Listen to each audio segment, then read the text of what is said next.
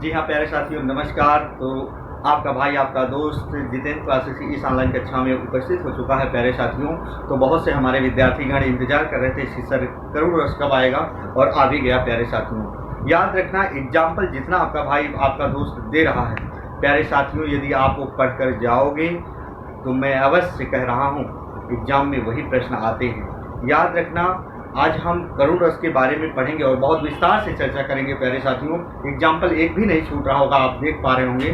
तो सबसे पहले हम बात करेंगे करुण रस। करुण रस होता क्या प्यारे साथियों? करुण रस का अस्थायी भाव क्या होता है? शोक होता है। याद रखना, करुण रस का अस्थायी भाव क्या होता है? शोक होता है। और करुण रस की परिभाषा क्या होती है? याद रखना, करुण रस एक ऐसा रस है, उससे उत्पन्न दुख का जो कारण होता है ना, याद रखना, हृदय में शोक का भाव जागृत होता है। लेकिन इसकी परिभाषा की बात करें प्यारे साथियों, तो याद रखना, किसी दुर्घटना घटना में अपाहिज हो जाने के कारण उससे उत्पन्न दुख का कारण, कोई आपसे इतना प्रेम करता हो, इतना प्रेम करता हो, आपकी दैनिक जिंदगी से हमेशा के लिए वो छोड़कर चला जाए, उससे उत्पन्न दुख का कारण। हम हमारे घर परिवार में किसी को कोई छोड़कर चला जाता हमेशा के लिए, उससे उत्पन्न दुख का कारण। याद रखना, जहाँ भी क्षति की पूर्ति नहीं हो पाती प्यारे साथियों, वहीं हमेशा करुण रस होता है। लेकिन याद रखना, पूरी वीडियो यदि आप रस पढ़े होंगे तो हम उसमें बताए हैं कि वियोग श्रृंगार क्या होता है, क्या नहीं होता, संयोग श्रृंगार क्या होता है, वहाँ भी मैंने बताया बहुत डिटेल में प्यारे साथियों। तो आओ आज हम बात करेंगे करुण रस पर।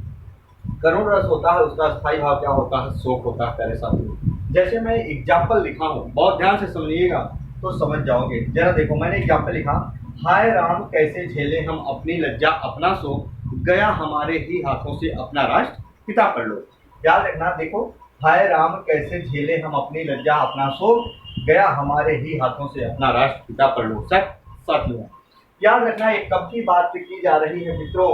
ये राष्ट्रपिता गांधी जी के बारे में बात की जा रही है। याद रखना, वो दिन याद करो, पल याद करो। 30 जनवरी 1948 का समय था जब उनकी हत्या कर दी गई थी। अर्थात जिसने हत्या किया था वो भी, अर्थात कौन था? भारतीय था। आप लोग जानते हैं, नाथूराम ने मारा था उनको, अर्थात वो भी भारतीय था। तो यहाँ कहा जा रहा है कि गया हमारे ही हाथों से, अर्थात हम मानो हम सभी भारतीय लोग मिलकर बापू की हत्या कर दिए। वहाँ उससे उत्पन्न दुख का कारण होता है, उसका स्थायी भाव क्या हो जाता है? शोक होता है प्यारे साथियों।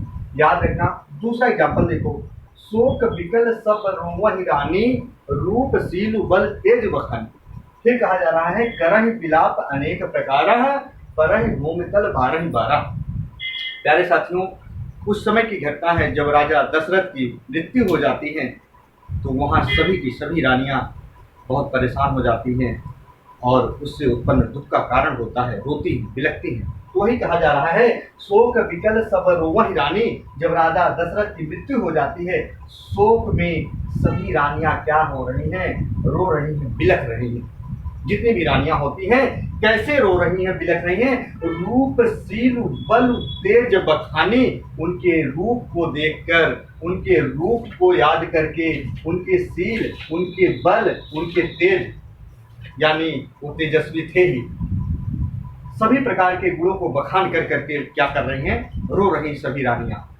तो कह रही हैं, करहि विलाप अनेक प्रकारा, अनेक प्रकार से विलाप कर कर रो रही हैं, उससे उत्पन्न दुख का भाव प्रकट कर रही हैं, परेशान हैं। परहि भूमि तल बारहि बारा, और दुख से परेशान हैं। और परहि भूमि तल बारहि बारा, भूमि की तल पर यानी पृथ्वी पर